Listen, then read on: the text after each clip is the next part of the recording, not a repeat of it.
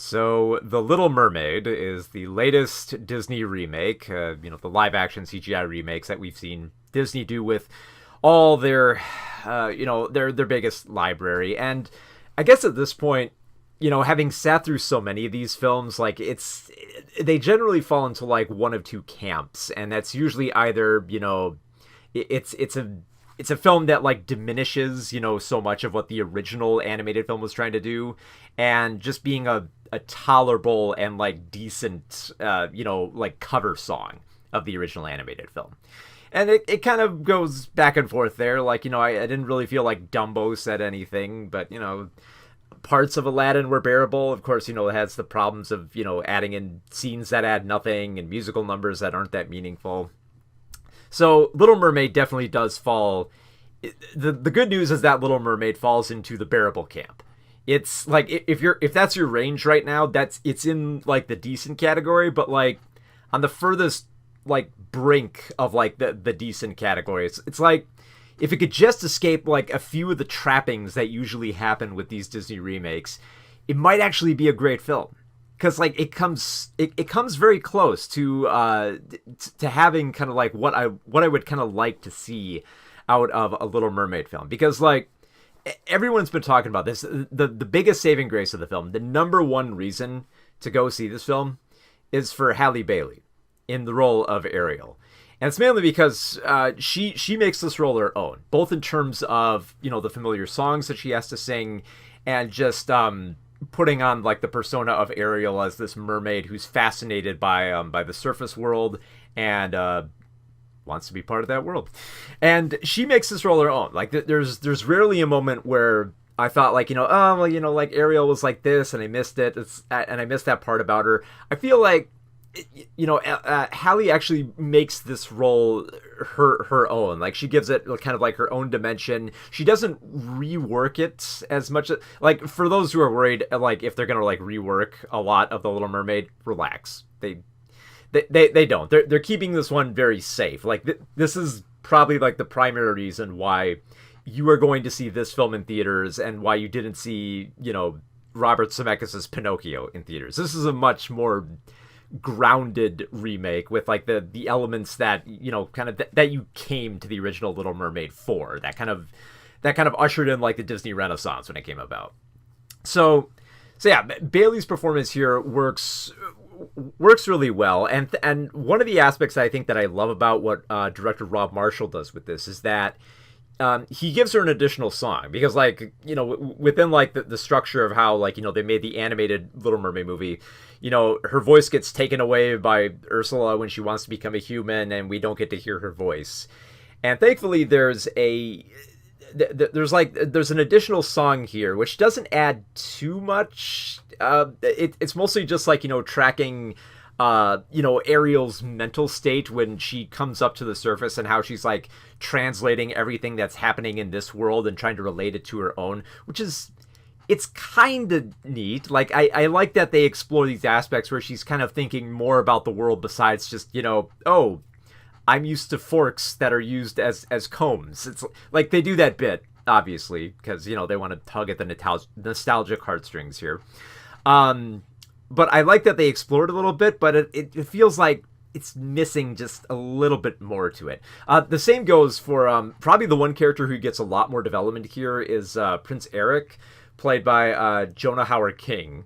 And much like Ariel, they expand him enough where you get to have more scenes with him, but also he has his own musical number as well, which it's the same deal with Ariel. It's like it explores an interesting aspect of his character, but like two problems, like it's not as catchy as a song, and it's not expanding on much that like our imagination couldn't fill in. Now, placing the songs aside though, in terms of like the romantic chemistry between Bailey and Hauer-King, they have it. Like the many scenes that they have together, whether it's like they're partying at the village, or they're just having a quiet moment of like looking at maps and sharing their knowledge of undersea culture, those scenes work really well. Like they definitely have some chemistry there, and I love the fact that Rob Marshall actually gave those gave these scenes a little bit more time to develop and gave them some weight. Another great performance here is, and I kind of assume she would do fine, is Melissa McCarthy as the Sea Witch Ursula. Much like Ariel, McCarthy puts a little bit of her own spin on it. Not a lot, just enough of a little bit of a twist on it, on the familiar songs and the persona of the character that you never like think back like, oh, I remember Ursula did that, it doesn't, like, that's like the biggest praise I can say for the film is that it became enough of its own thing where there were several scenes where I wasn't thinking of the original. I was just thinking, oh, this is just a kind of a neat musical fantasy that's kind of working on its own level. Now, and I'm sure everyone's like, okay, there's got to be some stuff that's not working here, and there are. It's outside of those three roles, the supporting cast doesn't really pick up as much as you'd like them to. You have Javier Bardem playing King Triton, which I think is a good choice. But I feel like he doesn't have like the same level of intimidation as the original animated film. Because like when King Triton got furious, like you felt, at least when I was a kid when I watched the animated film, I felt terrified watching him just go, berserk on his daughter when she finds out that she's been obsessing with the human world. And here it's just kind of like, it's almost kind of like, and I mean, this is kind of like the type of character that Bardem plays, where it's kind of like that. He gives that I'm not angry, but I'm disappointed type of vibe, which in a few scenes it works all right. And I love that it gives him kind of like a little bit more of a caring nature. It was just like, there's an interesting dynamic between like the rage and the heartfeltness within the animated film. And here it feels like it's mostly heartfelt, where even there's an additional scene here where it feels like, okay, this is a perfect opportunity for like Triton to just explode with anger about the way that like the human world treats the sea. And it's just kind of like, it's treated a little bit more stoic than it should be. And this is also reflected in, maybe it's just like, Triton rubbing off on Sebastian, but Tavid Diggs playing the role of Sebastian the Crab is also very, very, like, understated, where it's like, for most people who remember, like, the animated version of Sebastian, like, he was very much a worried, manic crab who's just terrified that he was going to, like, lose his head over not keeping track of Ariel. And here, he feels a little bit more passive because it has all the same, almost like verbatim, all the same lines that, like, Sebastian had in the animated original. And it's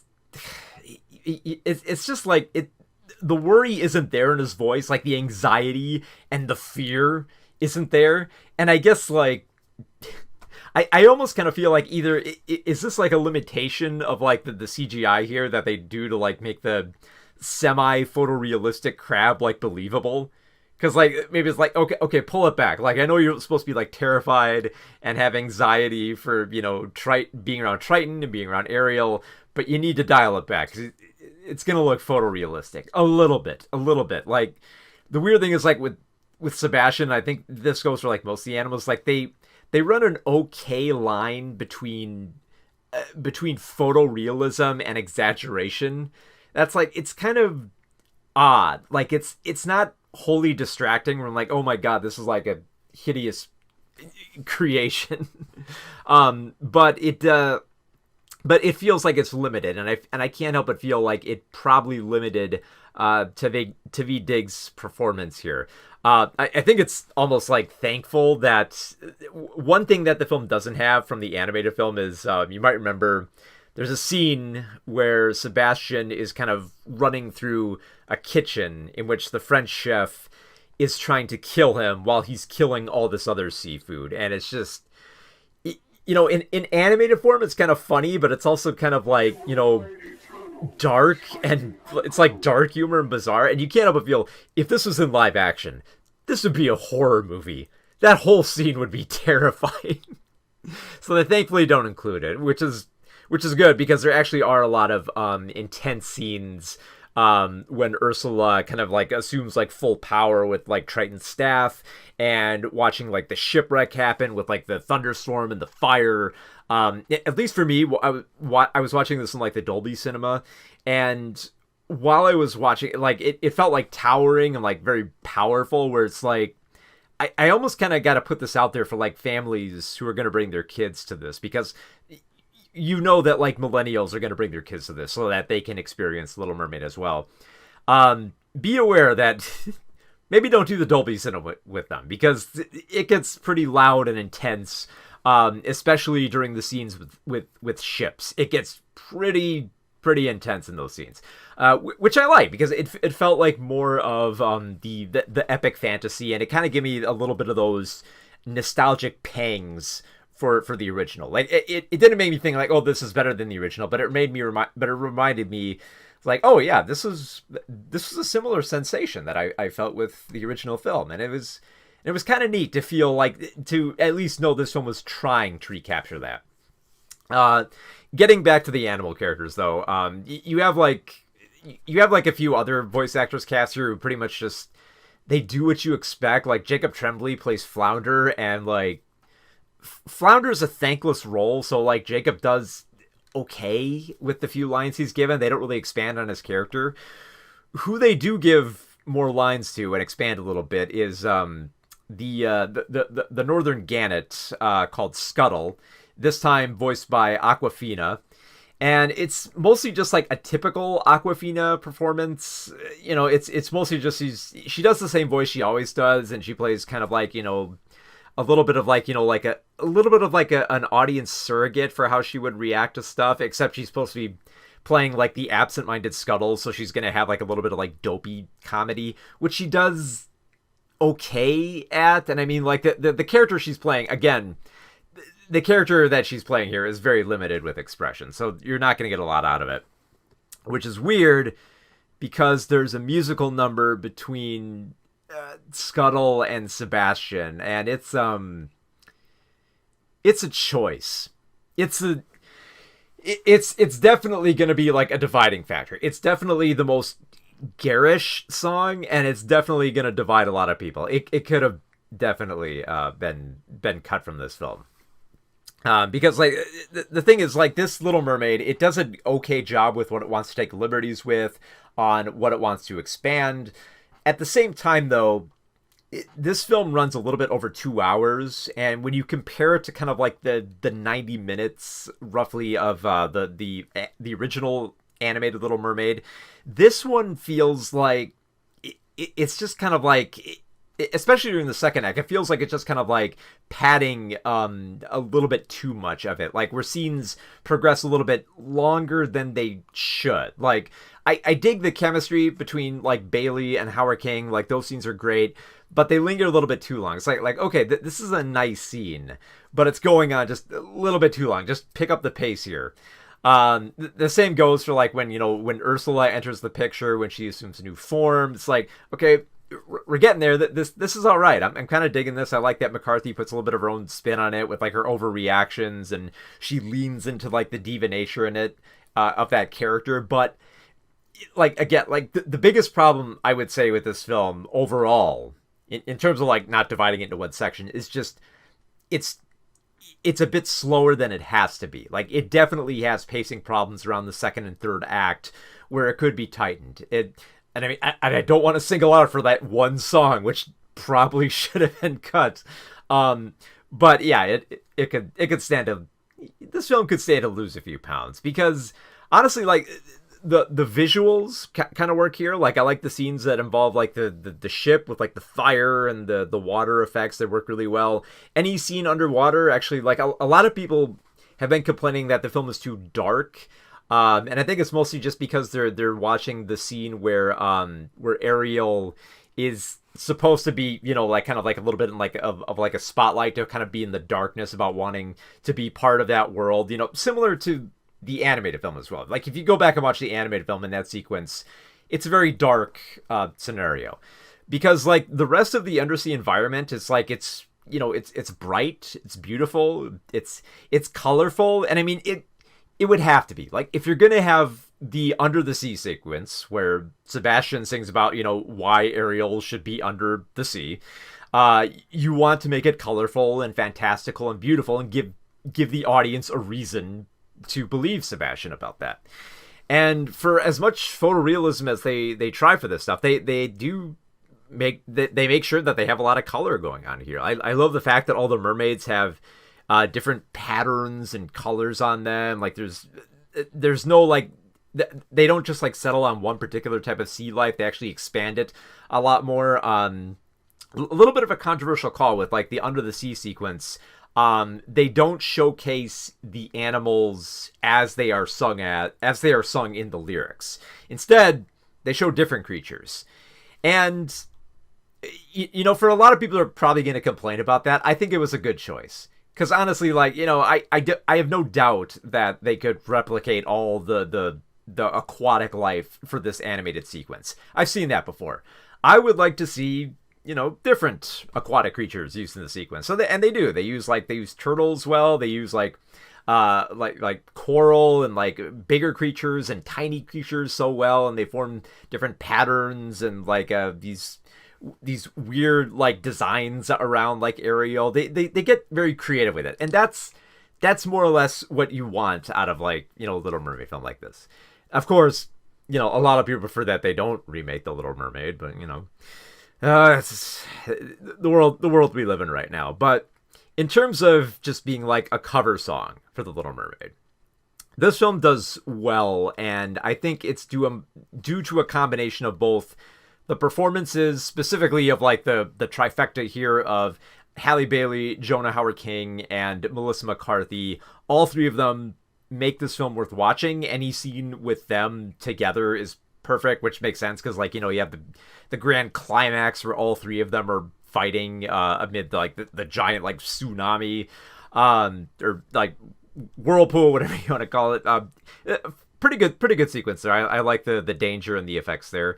And another thing I should mention to you, like the visuals are very clear during that scene. For a scene that's dark and has like thunderstorms, you can definitely tell what's going on here. But, at the end of the day, of course, this is not going to replace the original 1989 animated film, which should surprise nobody. It's also not the worst rendition of a Disney animated film making like the remake transition here. And the way that I've always kind of related to, as I've related to like the other Disney animated films, is that these are cover songs. It's playing your greatest hits. Given, that it's like a live action performance, it's like, it's like going to see a play and have different actors involved. Like, when they take a show off Broadway. And on that level, The Little Mermaid mostly works. It's definitely in the decent camp. It's far more bearable. If you are going to end up seeing these Disney animated films, like, this is definitely one of the better ones. I would say, like, by far, like, right before like Jungle Book, which is when like the Disney remakes really started kicking in, I would place Little Mermaid right after that, because honestly, like a great performance can save a film, and Halle Bailey, she pretty much carries this film. She's the reason to see it. You get a lot from her, and she's entertaining to watch, whether she's singing, whether she's in the mermaid form, or if she's just having like the chemistry with Prince Eric. Those scenes work, and that's the big reason that you would watch this film, and it's the number one reason that the film works. Because without it, this film just kind of like, it's kind of nothing. It's kind of like just like, okay, this is an okay remake, but it's not adding much to it. Like even with the additional scenes, not adding a whole lot. So the one reason that you should probably go see this film is just for the performances. So yeah, the new Little Mermaid is worth it just for the performances, but not much else.